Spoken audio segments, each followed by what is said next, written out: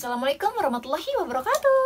Hai teman-teman, aku Dina dan di sini aku mau bahas tentang video kelanjutan sebelumnya, yaitu tentang IUD. Nah, di video sebelumnya kan aku bahas gimana nih rasanya pasang IUD. Nah, kalau sekarang aku mau bahas perkembangan setelah pakai IUD. Keluhan apa aja nih yang dirasain setelah aku pasang IUD. Kalian yang pakai IUD pasti bakal ngalamin keputihan yang lebih banyak dari biasanya. Kalian akan ngalamin setiap hari. Aku saranin kalian untuk sering ganti celana dan basuh misfi kalian pakai sabun pembersih biar wangi dan nyaman dan kering aja gitu. Tapi di sini aku ngalamin yang namanya keputihan abnormal, dimana keputihan itu keluar secara berlebihan dan itu bikin risih dan ganggu, apalagi kalau ada baunya gitu, dan itu bikin gak nyaman aja gitu rasanya. Selain keputihan itu, aku juga ngalamin yang namanya pendarahan. Maaf nih, pendarahannya terjadi setiap kali aku selesai berhubungan. Dan pendarahannya itu terjadi selama 7 hari. Jadi pendarahannya kayak orang lagi haid. Banyak banget dan darahnya seger. Paling sebentar tuh 4 hari. Aku makin khawatir dengan kondisi aku. Kenapa? Apakah aku tidak cocok dengan IUD itu, atau rahim aku ada masalah gitu.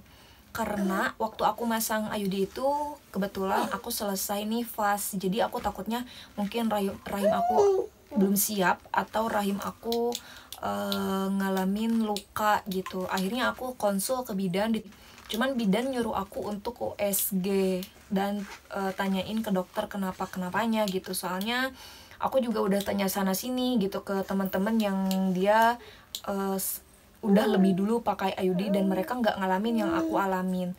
Aku makin stres dan makin khawatir dengan kondisi aku saat itu, karena takutnya aku malah pingsan karena keseringan keluar darah gitu, pendarahan. Dan pendarahannya itu gak terjadi sekali gitu, tapi setiap kali aku selesai berhubungan. Akhirnya pada bulan ketiga, karena itu masih berlanjut setelah pertama kali aku pakai IUD, aku memutuskan untuk periksa ke dokter kandungan dan di USG. Dan waktu itu dokter cuman ngasih aku obat antibiotik dan pil yang dimasukin ke misfi. Kemudian dia nyaranin aku untuk konsul kembali setelah obat itu habis, atau paling lama 1 bulan kalau pendarahannya masih terjadi. Nah, setelah itu aku minum obat itu sampai habis, dan alhamdulillah pendarahannya berhenti dan keputihan juga berkurang gitu. Yang tadinya abnormal jadi normal, meskipun keputihannya tetap masih ada gitu. Setelah keluhan itu selesai, masih banyak keluhan yang aku alamin saat ini sampai sekarang.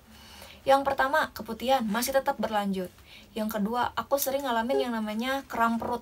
Jadi kayak sakit perut bawah yang kalau kalian mau haid gitu. Nah, itu sakit banget.